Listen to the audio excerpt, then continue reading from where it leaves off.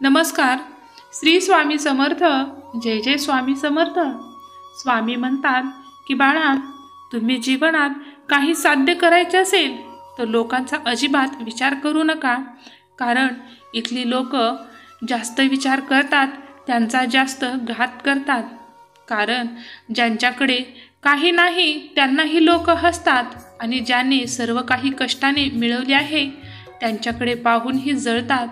मग जर तुम्ही पाहिलेले एखादे मोठे स्वप्न पूर्ण होत नसेल आणि ती लोक तुमच्या स्वप्नात अडथळा बनून येत असतील तर तुम्ही आता तुमचे तत्व बदलू नका. फक्त तुमची असणारी कामाची पद्धत बदला. कारण झाडं ही नेहमी आपली पानं बदलत असतात पण कधीही मुळं बदलत नाहीत. म्हणून कधीही नशिबावर अवलंबून राहू नका. कारण नशिबाचा भाग हा नेहमी 1% असतो तर मेहनतीचा भाग हा तुमच्या यशामध्ये 99% असतो. तुमचाही या गोष्टीवर विश्वास असेल आणि तुम्ही सहमत असाल तर होय स्वामी आई, मी सहमत आहे. तुम्ही मला असेच मार्गदर्शन करत राहा अशी कमेंट करा आणि चॅनेलला सबस्क्राईब करा, जेणेकरून तुम्हाला असेच प्रेरणादायी विचार रोज मिळत जातील. स्वामी म्हणतात की जीवनात एवढे लहान बना की प्रत्येकजण तुमच्यासोबत बसू शकेल आणि इतके मोठे बना की जेव्हा तुम्ही उभे राहाल तेव्हा तिथे कोणीही बसलेला नसेल. परिस्थितीप्रमाणे बदलणारे मित्र आणि नातेगोती सोबत बाळगण्यापेक्षा कधीही आयुष्यात यशासोबत तुम्हाला अपयशासुद्धा स्वीकारतील ते लोक सोबत बाळगा. तुम्हाला कधीच अपयश पाहायला मिळणार नाही. एक पेन कधीही चूक करू शकते पण एक पेन्सिल कधी चूक करू शकत नाही. कारण तिचा पार्टनर खोडरबर तिच्या सोबत असतो जो तिच्या सर्व चुका सुधारतो आणि तिला योग्य वेळी चूक दाखवून देतो. म्हणूनच आपलाही एक तरी मित्र किंवा सखा असा असावा की जो आपल्या चुका सुधारेल आणि दाखवून देईल. जीवनात कधीही चांगल्या माणसांना शोधत बसू नका. सर्वात पहिले तुम्ही लोकांचा विचार करण्यापेक्षा स्वतः चांगले व्हा आणि कोणीतरी तुम्हाला चांगलं बनवण्याचा विचार करण्यापेक्षा स्वतःमध्ये परिवर्तन घडवून आणा आणि पहा, चांगली लोक तुम्हाला शोधत तुमच्यापर्यंत येतील. जोपर्यंत आपण हरण्याचा विचार करत नाही तेव्हा कितीही वाईट लोक आणि कितीही मोठे संकट असू द्या ते तुम्हाला क्वचितही हलवू शकणार नाहीत आणि हरवूही शकणार नाहीत.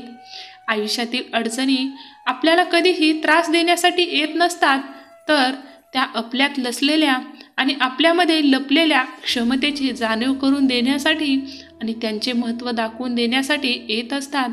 स्वप्न ती नसतात जी आपल्याला झोपल्यावर पडतात तर स्वप्न ती असतात जी आपल्याला कधीही झोपू देत नाहीत.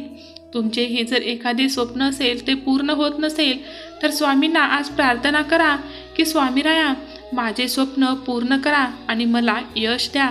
तुमची प्रार्थना आज नक्कीच स्वामीपर्यंत पोहोचून जाईल.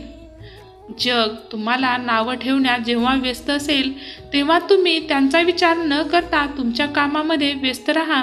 नंतर तीच लोक तुमच्या नावाचा उपयोग करून त्यांची ओळख वाढवतील. जेव्हा नखं वाढतात तेव्हा आपण त्यांना कापून टाकतो पण नखं वाढली म्हणून कोणीही बोटं कापून टाकत नाही. त्याचप्रमाणे जेव्हा तुमच्यात गैरसमज होतात तेव्हा तुमच्यातला अहंकार हा काढून टाका पण तुमच्यातल्या नात्याला कधीही कापू नका.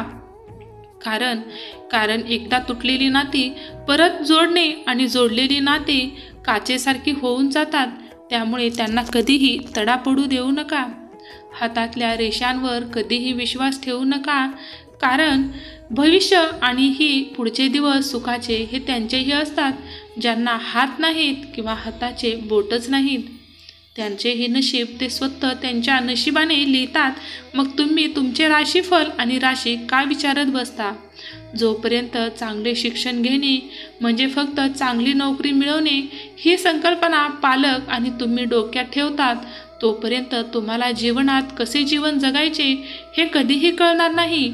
कधीकधी देव तुमची परिस्थिती बदलत नाही कारण त्याला तुमची मनस्थिती बदलायची असते आणि तुम्हाला स्ट्रॉंग बनवायचे असते. प्रत्येक दिवशी जीवनातला शेवटचा दिवस आहे असे समजून जगा आणि प्रत्येक दिवशी आपल्या जीवनाची आजच सुरुवात झाली आहे म्हणून दिवस चालू करा. चिंता आणि तणाव दूर करण्याचा एकच उपाय आहे, तो म्हणजे डोळे बंद करा आणि म्हणा, स्वामी आई मला फक्त तुम्ही साथ द्या, बाकींचा मी विचार करत नाही. मग पहा, स्वामी तुमचे जीवन किती सुखकर आणि समृद्ध बनवतील आणि तुमचा येणारा प्रत्येक दिवस तुम्ही या प्रार्थनेने सुरू करा. तुमचा दिवस अगदी आनंदात जाईल. तुमचा हे स्वामींवर विश्वास प्रेम असेल तर होय स्वामी आई माझे तुझ्यावर खूप प्रेम आहे अशी कमेंट करा. स्वामी म्हणतात, काही लोक असा विचार करतात का असं होतं, जी माणसं आयुष्यात आहेत त्यांच्यासोबत हसायचं सोडून जी सोबत नाहीत त्यांच्यासाठी आपण रडत बसतो.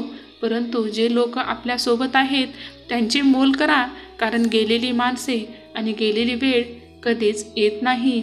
फक्त जीवनामध्ये या 5 गोष्टी कधीच तोडू नका. 1 विश्वास, 2 वचन, 3 नाते आणि 4 मैत्री, 5 प्रेम.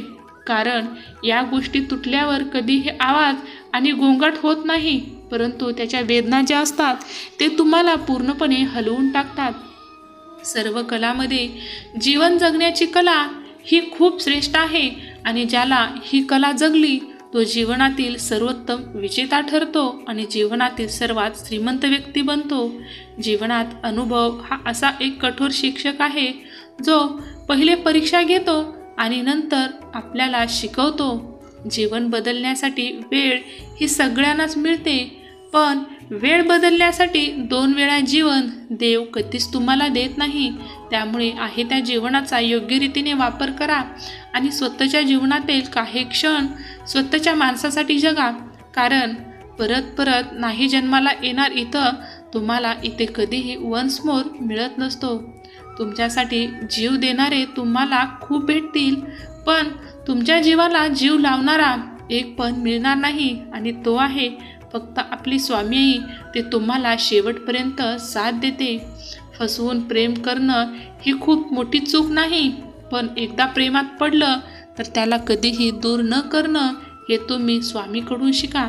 कारण स्वामीने एकदा का तुमचा हात धरला तर तुम्ही कितीही वाईट वेळेत असू द्या, देव तुम्हाला कधीही एकटं सोडत नाहीत आणि कधीही तुम्हाला तुमच्या वाईट वेळेमध्ये मोकळं करत नाहीत. देवावर विश्वास ठेवा आणि फक्त प्रेम करायचं असेल ते देवावर करा, कारण तुमच्या वाईट वेळेत आणि शेवटच्या वेळेत तुम्हाला देवाशिवाय कोणीही साथ देत नाही. आयुष्यात जिंकलात तर असे जिंका की जणू जिंकण्याची सवयच आहे आणि हरलात तर असे हरा की तुम्हाला जिंकून जिंकून खूप कंटाळा आला म्हणून तुम्ही गंमत म्हणून हरला आहेत. कोणी कितीही तुम्हाला चिडवण्याचा प्रयत्न केला तरीही मनावर संयम ठेवा आणि शांत राहा. हेच खरे धैर्याचे लक्षण आहे आणि ठाम राहायला शिका. कारण निर्णय चुकला तरी हरकत नाही, पण स्वतःवर विश्वास असला की जीवनाची सुरुवात कुठूनही करता येते. धन्यवाद. श्री स्वामी समर्थ. जय जय स्वामी समर्थ.